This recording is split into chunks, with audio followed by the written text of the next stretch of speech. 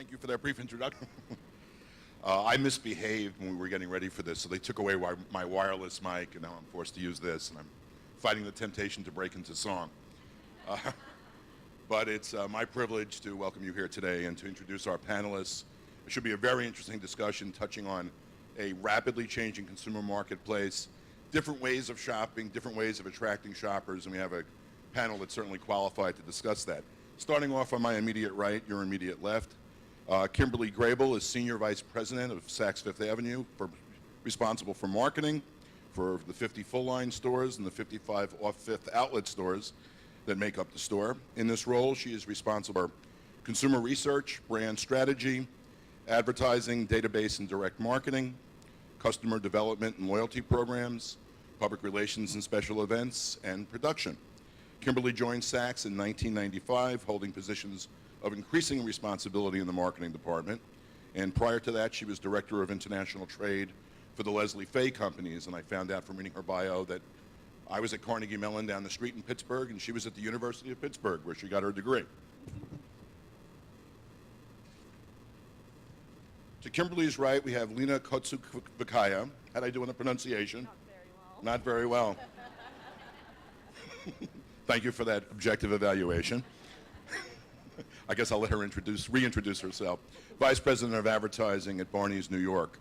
After receiving a fine arts degree in her native Soviet Union, you may remember our great Cold War adversary, who no longer is. Lena came to New York and continued her studies at Parsons School of Design and went on to teach there. She was tapped to helm the redesign and launch of Condé Nast Teen Vogue, and under her creative direction, the magazine went on to be acknowledged by both the ASME and the SPD, taking the silver medal in the category of redesign in 2003. She left editorial to explore fashion advertising as the VP of Advertising at Barney's, New York, and it's nice to have a former editorial specialist on the panel with me today. Finally, on your left and my right, we have Carl Sparks, the President and Chief Marketing Officer of Gilt Group, who comes to us with an online travel background. Prior to joining Gilt, Carl served as General Manager for Hotels.com USA in Canada, while it was the second largest operating unit of Expedia Incorporated and had nearly $2 billion in annual bookings. Before leading Hotels.com, Carl was the Chief Marketing Officer for Expedia, where he was responsible for driving a $10 billion revenue business by leading the areas of brand strategy, creative development, and marketing communications. He has also been with Capital One, Guinness, PepsiCo, and the Boston Consulting Group. Graduated summa cum laude, figured we'd get that in, from Princeton University, and then went on to receive his MBA from a school up in Boston known as Harvard University that some of you may have heard of. His email address is given on the bio, but I think I'll leave that to others for then. So to begin our presentations today, we have Kimberly Grable from Saks Fifth Avenue. And we thought we'd share with you a case study on some multi-channel marketing we've recently done on Jimmy Choo 24/7. So a little bit about Saks. Hopefully you know.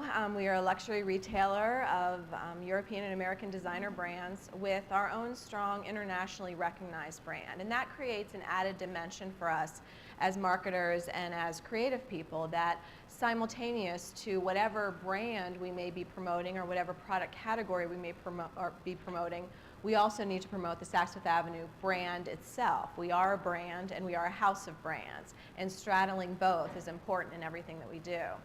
We'll have 50 stores this summer, and also Saks.com. Now those businesses are run somewhat separately, and you'll find this, I think a lot of the larger retailers have separate .com groups. So the online marketing group reports into the online business, which reports into the CEO.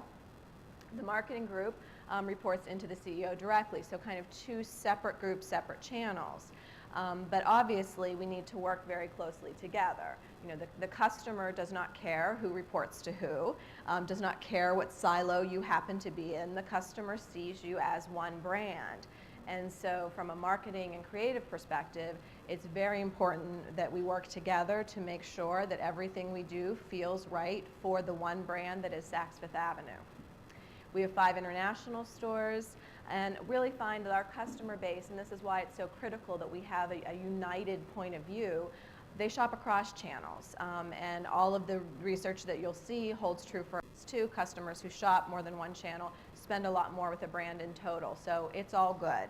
And convincing a store, brick and mortar organization that .com is really good for them is not always the easiest thing to do, but that's certainly what we find to be the truth. Our marketing includes national and local efforts. You may be reading a lot about the localization that we're doing. We create customized ads for all of our 50 stores. So every local magazine ad that runs speaks specifically to why you would want to shop in that Saks store in that market. What do they have exclusively? What makes them different? So this customization, this localization is critically important. Direct mail and loyalty marketing, our loyalty program, Saks First, is tops in the industry, and so a lot of our customers belong to that. It's a major source of revenue, so a lot of our marketing goes to that. Advertising, as I said, national and local, as well as newspaper, PR, social media. We are playing in the social media space, as most people are these days. Store outreach, and really doing business development plans, again, by store, and then Saks.com is a marketing channel too. So a little bit about us and what we're known for. We have our seasonal campaigns. This past season was Think About.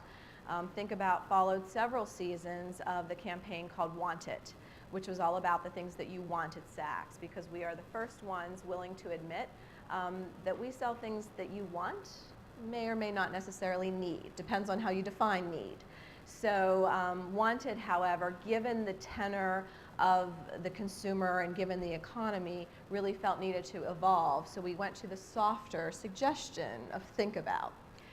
Here we're asking you to think about Z-Spoke, which is a new line that we've developed exclusively with Zach Posen. So these are some of our other areas. 10022 shoe, hopefully you've heard about. The designer shoe department's so big it has its own zip code. The Postal Service regretted that deeply once they agreed to it, but we've been running with it ever since.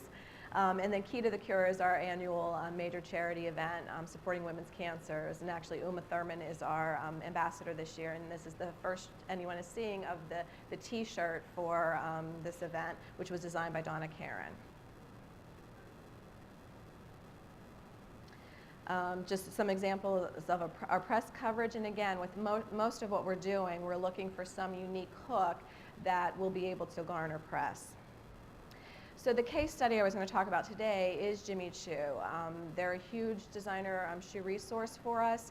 We think there's a lot of growth opportunity here, and they came to us with this idea of 24/7, this idea that women need a wardrobe of shoes, which most women would agree, but this idea of high heels, low heels, sandals, going out shoes, going to work shoes, and how do you wrap that and spin that into a message that makes women think they need a lot more Jimmy Choos in their wardrobe. So this idea of taking a woman from day to evening 7 days a week was the challenge we were faced with. So really growing sales and increasing penetration of this resource across full line and Saks.com was where we started, and the opportunity was about creating this need for a wardrobe of shoes. We had broad inventory coverage, it was in 42 stores, and we also wanted to leverage Tamara moving to New York, which was happening at the same time. So our strategy from the beginning, and I think you're going to talk a lot today about what's changed in how we think about marketing. For us, what's changed is the first thing we do is get a cross-functional team together in the room.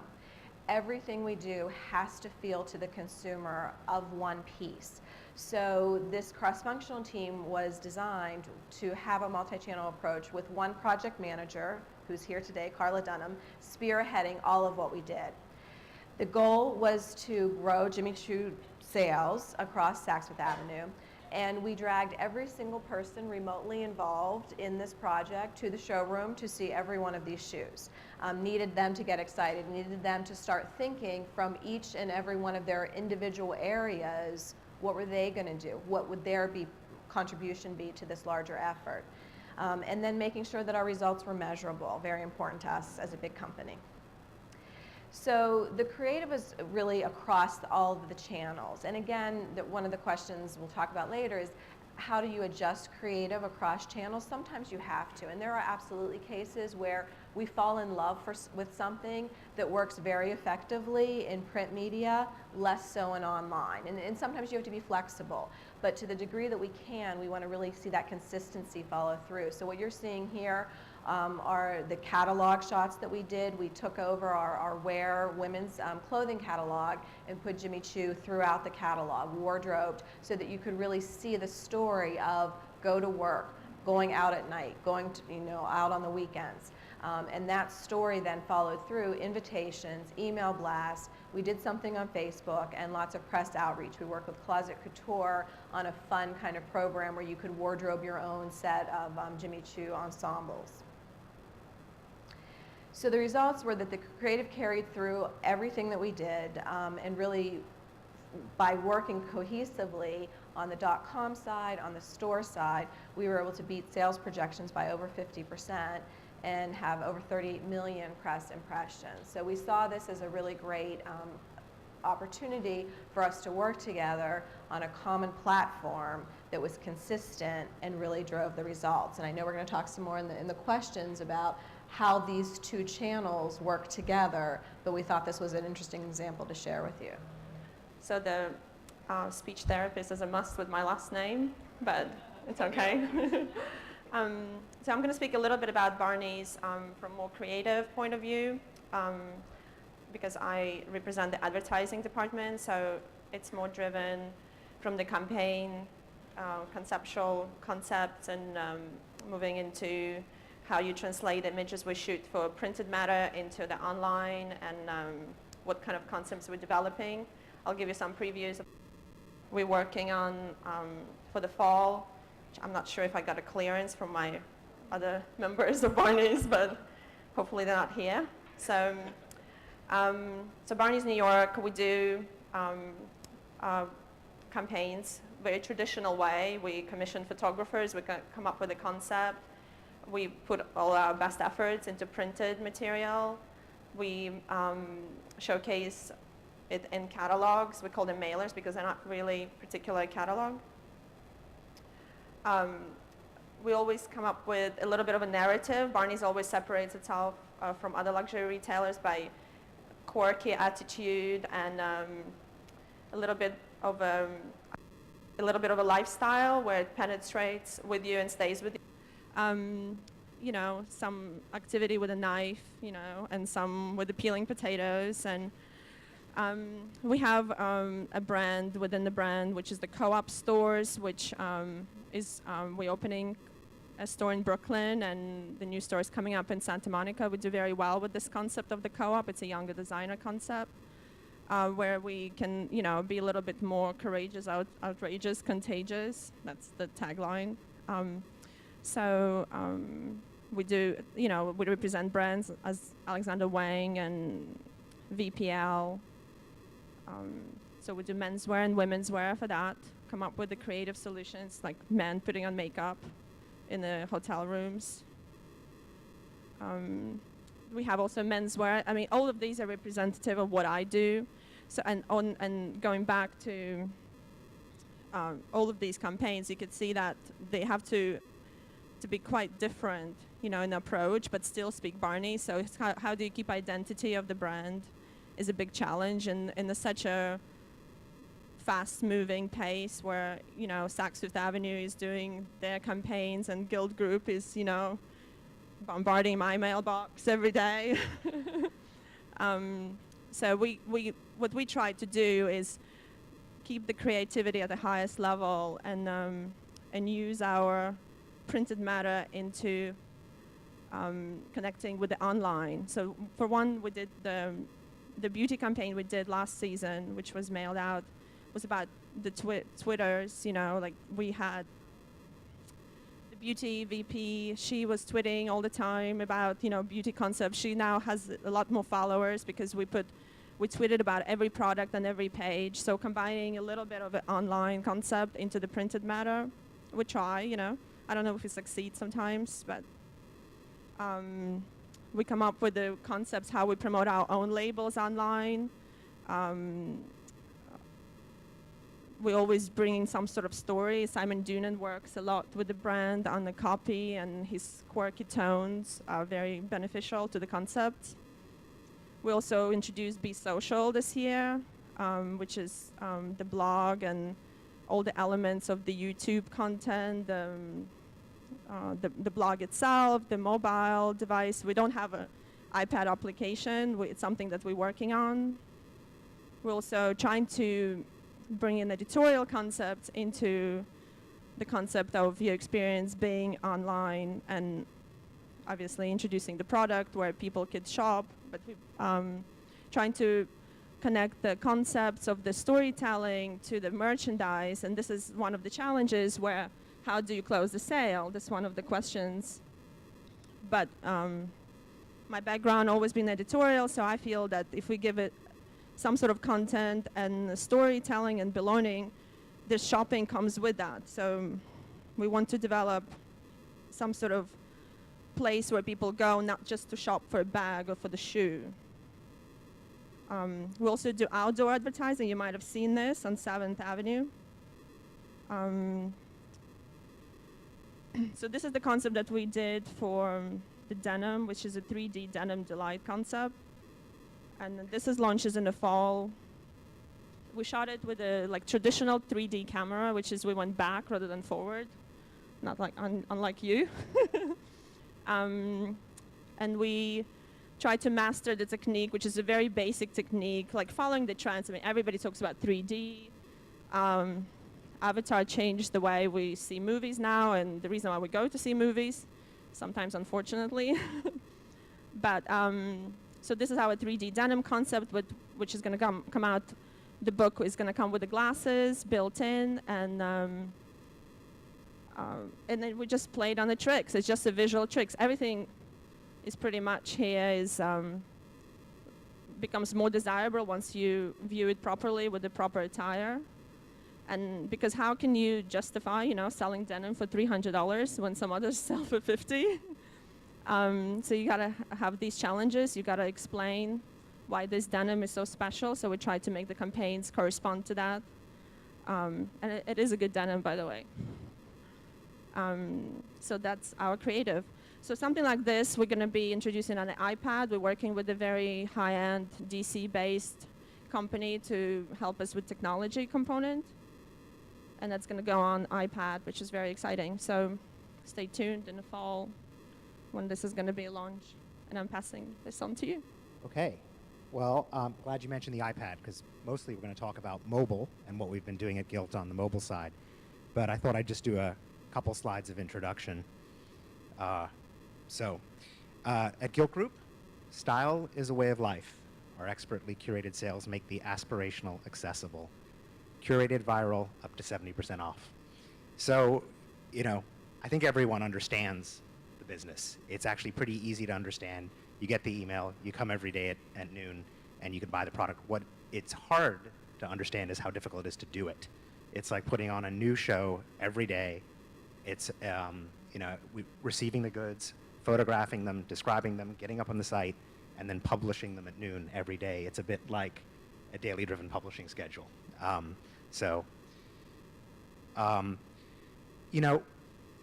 When you think about what it means to put our categories online, it's very different than the transformation that's happened in other product categories that have come online. I think when you put travel and flights online, it's actually a much better experience than it was to go to your travel agent. And you really don't lose anything there. In fact, you get a lot to gain when you can compare rates, compare prices. It's just much simpler than having the old days, someone behind a green screen not showing you what was actually going on. And arguably books and DVDs, when they go online, yes, you lose something from the store experience. You lose the pleasure of browsing, and now that there's coffee shops in the bookstores, you lose the aroma of the coffee. But arguably, there's a lot of things that are better when it's online. You don't lose a lot, but you actually gain a lot. The reviews from customers and the suggestions on other things you might like are actually superior.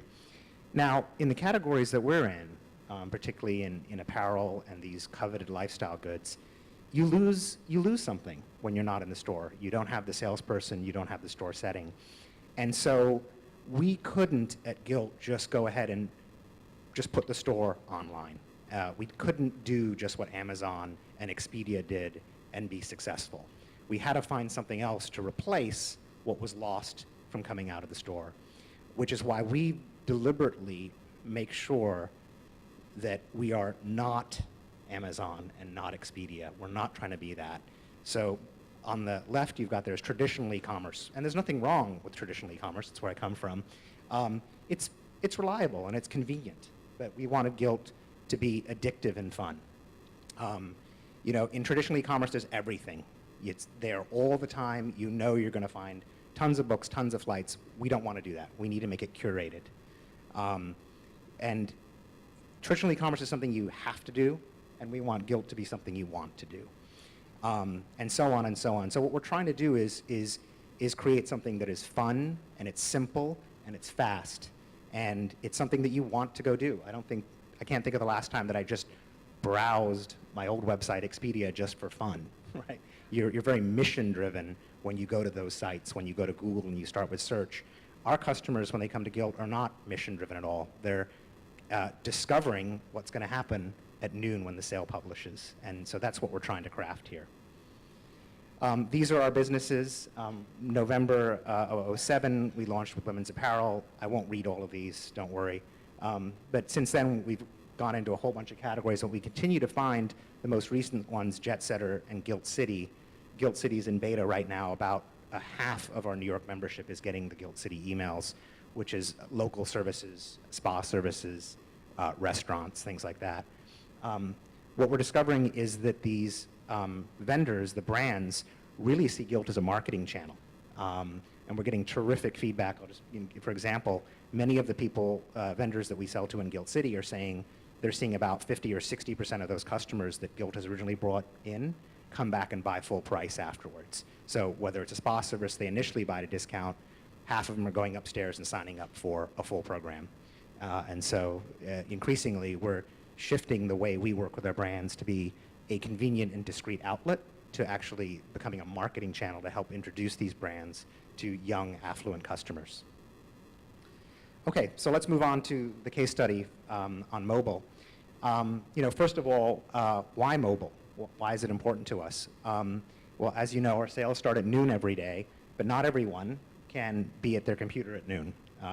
Many of us are at work, and not all of us work for bosses that are understanding about getting up from a meeting, pretending to go to the ladies' or men's room, and in fact, actually going to your computer to shop. In fact, some companies have actually blocked us at the firewall so that their employees can no longer shop because they don't want to lose the productivity. So it really started out about wanting to get, initially on the iPhone, that extra shopping opportunity for somebody who at noon just couldn't get to us. For example, on the West Coast, at noon Eastern, it's 9 a.m. there, some people are still commuting in their car. So that's really why we started with the mobile initiative. Why Apple? Two reasons, really. First of all, they really are trying to drive a more visual approach to search as opposed to the old paradigm of e-commerce, which is very text-driven search box, start with Google, or Amazon, drive down with deep menus. And so we felt very aligned as companies, and we were driving visual discovery, and that's what they wanted their products to be all about. The second thing is we just looked at people who were hitting our site from the Safari browser on mobile, and we could see that of all the devices people were using, most of our customers were actually coming in through Apple devices. So we launched initially on the iPhone. That was a big success for us, and then just most recently, we were one of the launch partners with Apple for the iPad. And you know, I think the interesting lesson that I'd like to share on that is, you know, we actually designed different applications for these two devices, and different than our existing website. So the actual functionality, the size of the pictures is actually different than our core website, and actually the iPad app itself is in turn different than the iPhone app. And that's because we designed them for different usage occasions. The iPhone really is about purely accessing the sale at noon. It's for those people that are hunting and want to buy at noon. They're pulling their car over at noon because Burberry's on sale. And so that application is set up to quickly get you to purchase.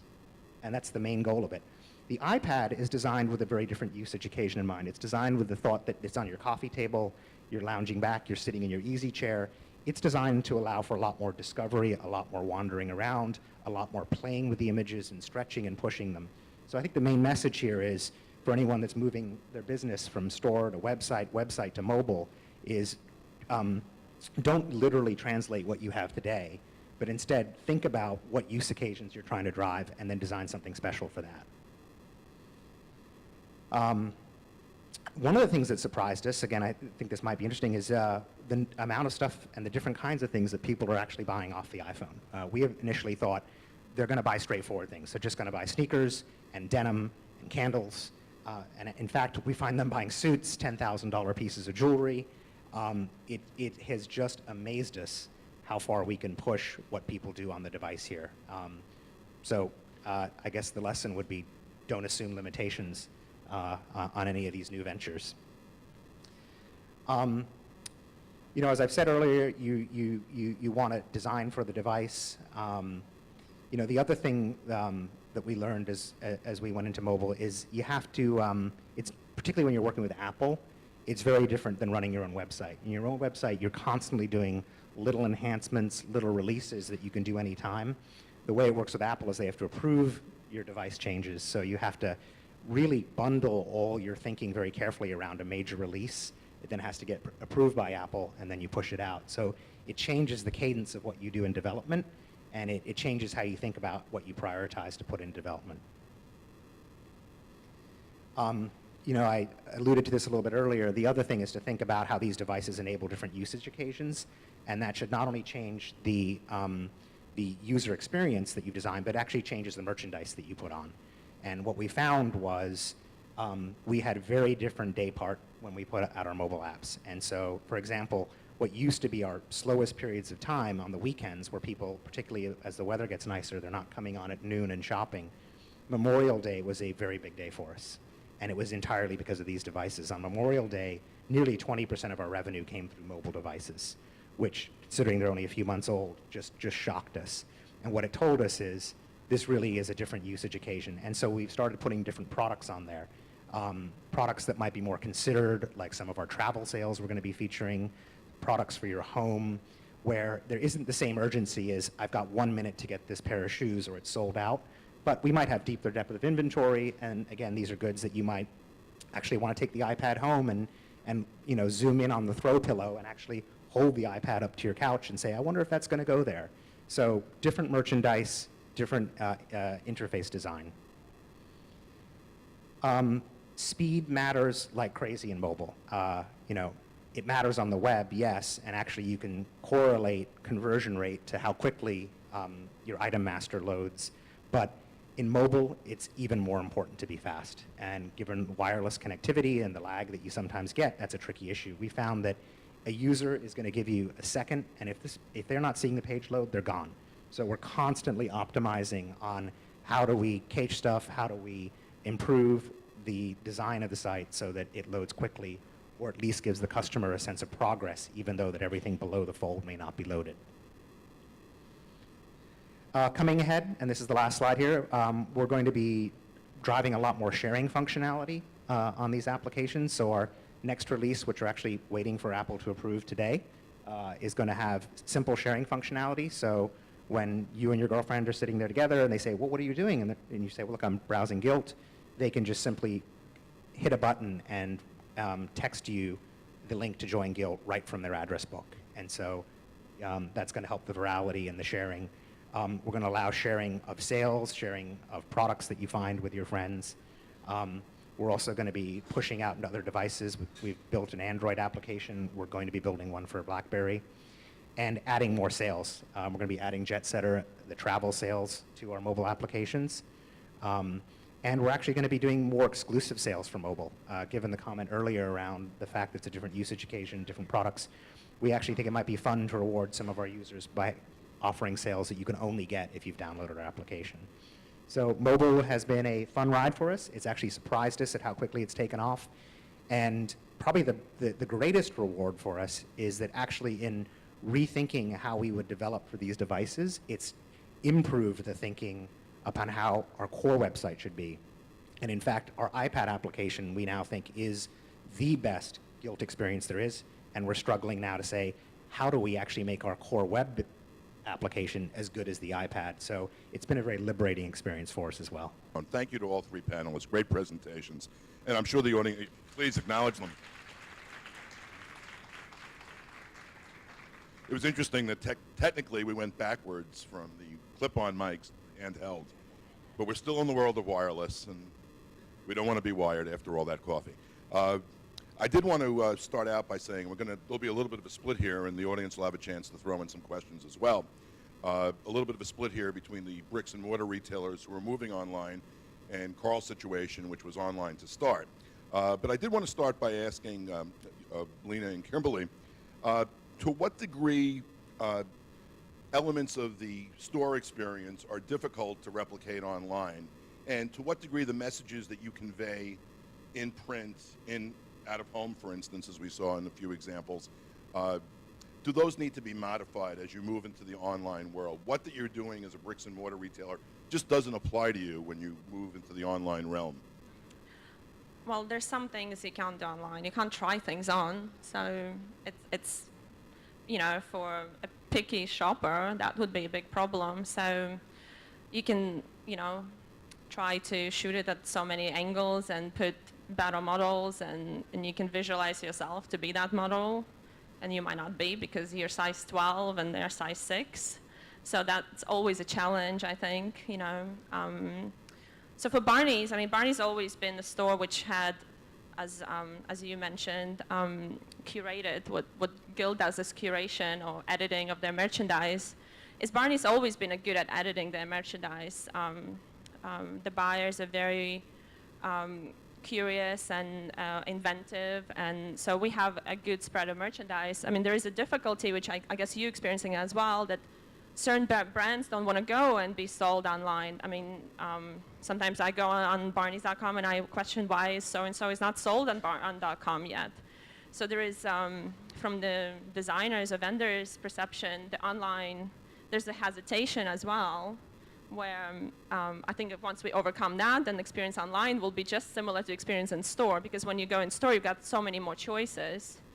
What was the second part of that? Well, let's ask, when you're doing a shoot, for instance, now, Right. and we have this at Women's Wear Daily all the time, we now have to go in and anticipate what our online needs are going to be, and not think, you know, we have one good shot that'll look good in 2D, you know, let's go with that. Right. Well, how has the experience actually of creating the marketing message been modified by the online presence? Well, when we do a campaign now, I always try to, I do ask, and some of the people in the audience probably are agents, and we always ask, can we shoot some video? Can we shoot some video on the back of this? That's the question. That's the honest question. There is no money extra sometimes. Now we're carving money somewhere for extra things, but we're feeling that's very important to have something that is moving. People don't want to be clicking through. There has to be a moving image. I mean, we are moving into the space where moving image is important.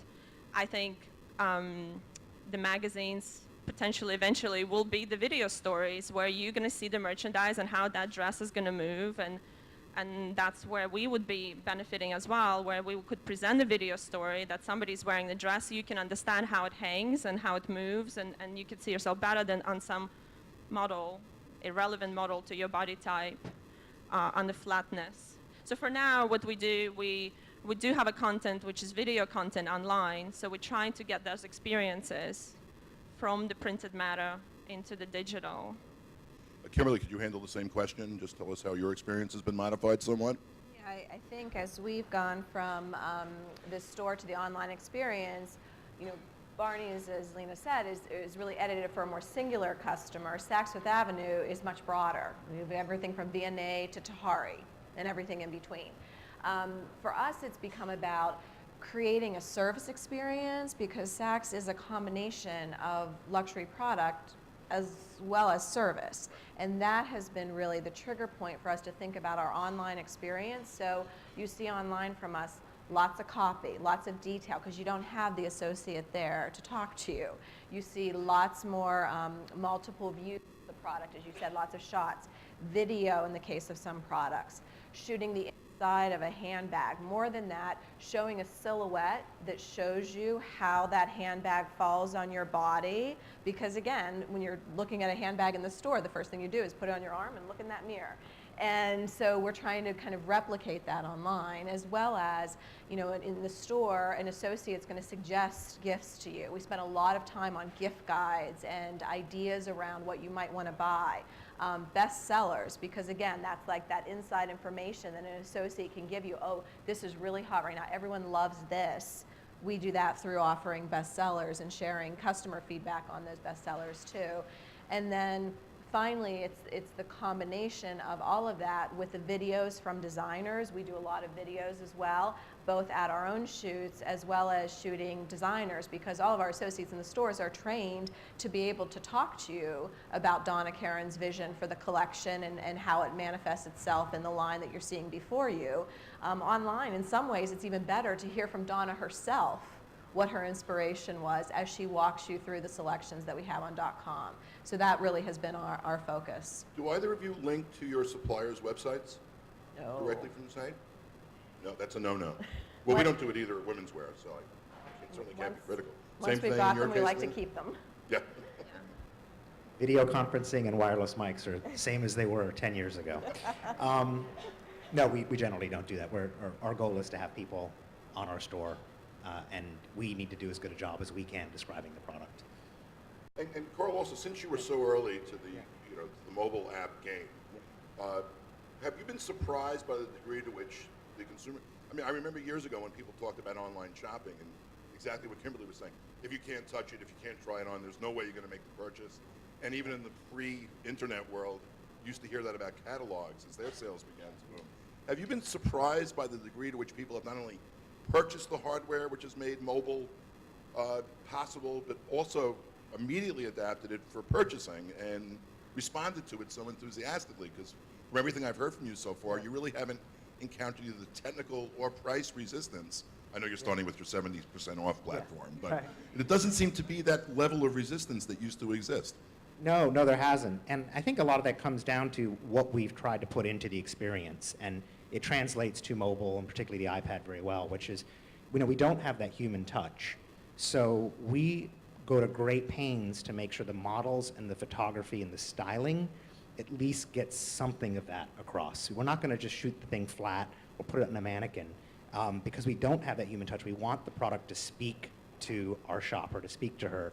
And that's why our terrific creative director, Leah Park, spends so much time at the Brooklyn warehouse obsessing over the details of the styling and the pose and the model. And so that's one thing we do to overcome that. And it translates very well, particularly the iPad where the screen is larger.